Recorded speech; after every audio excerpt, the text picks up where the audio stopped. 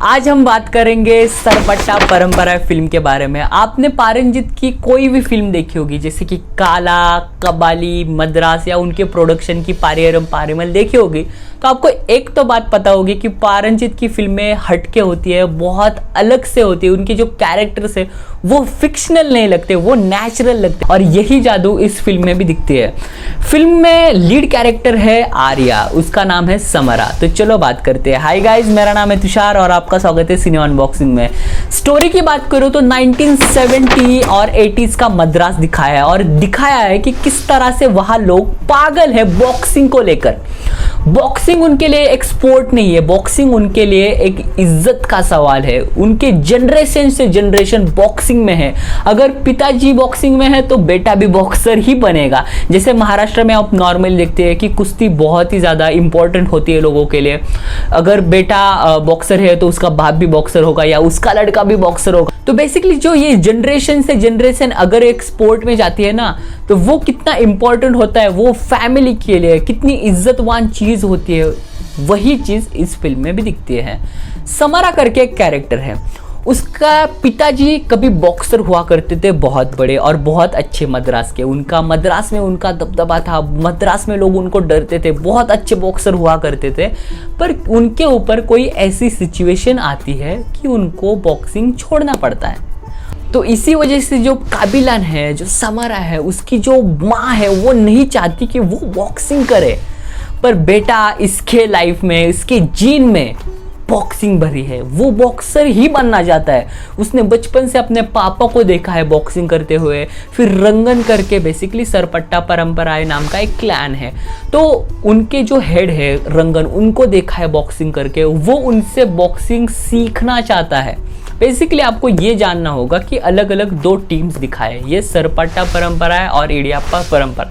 तो वो दोनों टीम्स हर बार जो बेसिकली चैंपियनशिप होती है या टूर्नामेंट होते हैं, उसमें वो दोनों टीम आपस में लड़ते हैं। तो दोनों टीम में हर साल अलग अलग प्लेयर्स होते हैं। जैसे कि इस साल वेम्बुली करके इडियाप्पा से एक प्लेयर है, वो बहुत ही खतरनाक प्लेयर है, बहुत अच्छा प्लेयर है।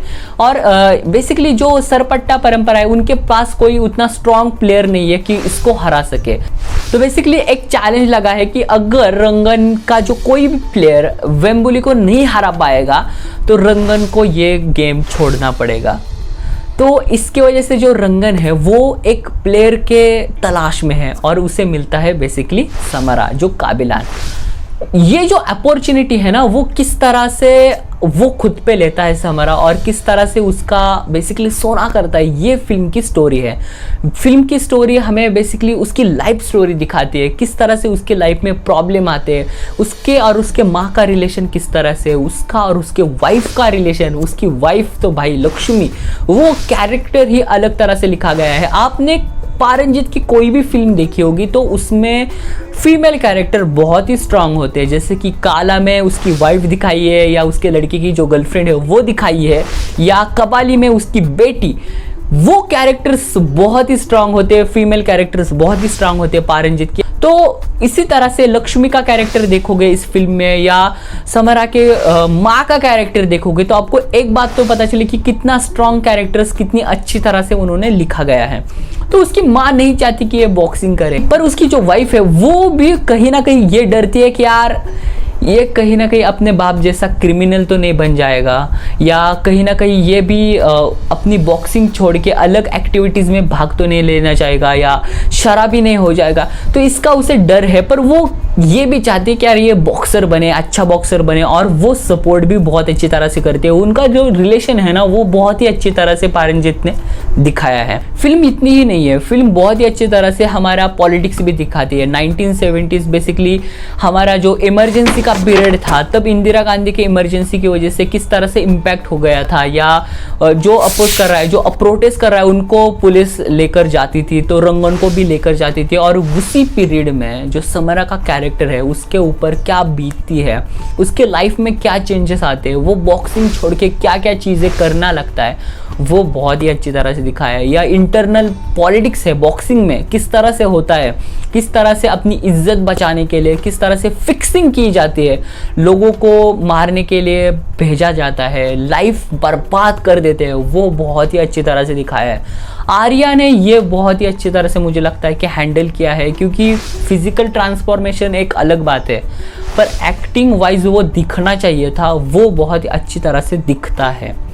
अलग अलग कैरेक्टर्स मुझे लगता है बहुत इंपॉर्टेंट है, जैसे कि रंगन का बेटा जो है वो उसका कैरेक्टर मुझे बहुत अच्छा लगा। जैसे कि आपने सरकार मूवी देखी होगी, उसमें के मेनन का जो कैरेक्टर है वो बेटा होता है, वो बड़ा बेटा होता है, जो पावर है वो उसे मिलनी चाहिए होती है, पर वो मिलती है अभिषेक बच्चन के कैरेक्टर को। तो जो रिवेंज लेने के लिए के मेनन का कैरेक्टर क्या क्या करता है, उसी तरह रंगन के बेटे को जो चांस मिलना चाहिए था वो उसे नहीं मिलता, उसकी वजह से वो किस तरह से पॉलिटिक्स खेलता है, पर लास्ट में उसके कैरेक्टर्स में किस तरह से बदलाव आते हैं वो भी बहुत अच्छी तरह से स्टोरी है। या डैडी करके एक कैरेक्टर है, वो कैरेक्टर मुझे बहुत इंपॉर्टेंट लगता है, क्योंकि वो भी कभी ना कभी भी बॉक्सर हुआ करता था। वो अपना सपना, खुद का सपना सरपट्टा में दिखता है, अपना रिवेंज सरपट्टा में दिखता है। वो चाहता है कि वो बॉक्सर बने, वो चाहता है कि ये अपना रिवेंज ले, और वो हरदम उसे मोटिवेट करता रहता है। और पैरेलली मैंने जैसे बोला, उसकी माँ वो हरदम उससे अपोज करती है, पर एक पॉइंट पे आके उसे भी पता है कि इसके जीन में है, उसकी लाइफ में बॉक्सिंग ही लिखी है, और वो किस तरह से फिर जाके उसे सपोर्ट करती है। ये फिल्म की स्टोरी है। फिल्म बहुत ही अच्छी तरह से क्राफ्ट की गई। फिल्म के टेक्निकल एस्पेक्ट्स की बात करूँ तो सबसे इंपॉर्टेंट मुझे पहला एस्पेक्ट लगता है म्यूजिक। संतोष नारायण ने फिल्म का म्यूजिक किया है, जैसे कि पारंजित के साथ वो हर बार ही करते हैं।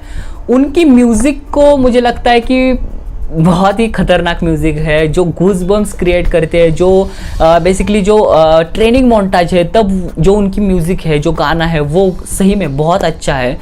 पर अब देखो, म्यूज़िक होना, अच्छा होना एक अलग बात है, पर उस म्यूज़िक को, उस साउंड को बहुत ही अच्छी तरह से यूज़ करना फिल्म में, वो अलग बात है, जो साउंड डिज़ाइनर का काम है। जो इस फिल्म में एंथनी करके एक कैरेक्टर है, जो कैंथनी करके जो साउंड डिज़ाइनर है उन्होंने किया है, मुझे वो बहुत ही अच्छा लगा। साउंड डिज़ाइनिंग के वजह से ही फिल्म बहुत ही अच्छी लगती है। दूसरी बात करेंगे एडिटिंग के बारे में। मैं हर बार बोलता हूँ, जो थेल्मा स्कून मेकर है, जो मार्टिन स्कॉर्सेज़ी के साथ हर बार काम करती है, जैसे कि रेजिंग बुल में या हर फिल्म में, उनकी जो नॉन कंटिन्यूटी एडिटिंग की वजह से जो झटका क्रिएट होते जाता है, जो एनर्जी क्रिएट होती है ना, वही एनर्जी इस फिल्म में सेल्वा आर के एडिटर है फिल्म में, उन्होंने क्रिएट किए हैं। जो नॉन कंटिन्यूटी एडिटिंग है, जब फाइट सीन है तब उन्होंने क्रिएट किए हैं। तीसरी बात है सिनेमेटोग्राफी, जो मुरली जी ने किया है, जो FTI के एलुमनी हैं और उन्होंने पारंजित के साथ पहले भी काम किया है। वो मुझे लगता है कि बहुत अच्छा काम इस फिल्म में भी किया है। जो स्लो कैमरा मूवमेंट है वो दर्शाते हैं कि जो स्लो स्टोरी नरेशन है, जनरेशन से जनरेशन जो स्टोरी जा रही है, और जो फास्ट कैमरा मूवमेंट है जब हमें दिखता है, जो फाइट सीन है वो एनर्जी क्रिएट करते हैं, तो वो भी बहुत इंपॉर्टेंट पार्ट है। और एक एस्पेक्ट में सिनेमेटोग्राफी के बारे में कहना चाहूँगा, वो मुझे हाईली इंस्पायर लगता है रेजिंग बुल के एक सीन से। आपने स्टार्टिंग में रेजिंग बुल में देखा होगा कि फ्लैश लाइट लगते हैं, कैमरा के जो लाइट है, जो फ्लैश है वो चमकते हैं, और उसकी वजह से एक अलग ही तरह की एनर्जी क्रिएट होती है। उसी एनर्जी को इस फिल्म में भी फ्लैश लाइट से ही बहुत ही अच्छी तरह से मुरली जी ने यूज़ किया है। लास्ट में मैं एक डायलॉग के बारे में बात करना चाहूँगा, वो मुझे बहुत इंपॉर्टेंट और अच्छा लगा कि एक मैच जीतना विक्ट्री नहीं होती, मैच लड़ते रहना या लड़ते रहना की फाइट करते रहना, वो विक्ट्री है। तो ये वीडियो था गाइज, आपको अच्छा लगा हो तो लाइक, शेयर और कमेंट कर सकते हो। मुझे बताइए आपको मेरा कंटेंट अच्छा लग रहा है, नहीं लग रहा है, या कुछ बताइए, कुछ एडिशन हो या आपको लग रहा हो कि यार ये रिमूव कर दो, तो मुझे रिमूव करने में आसानी होगी। आपको क्या चाहिए वो मुझे पता चलेगा, और आपकी कमेंट की वजह से मैं बूस्ट होता हूँ, मुझे एक एनर्जी मिलती है। तो आप प्लीज़ कमेंट किया कीजिए। बाकी आज के लिए इतना ही, बाय।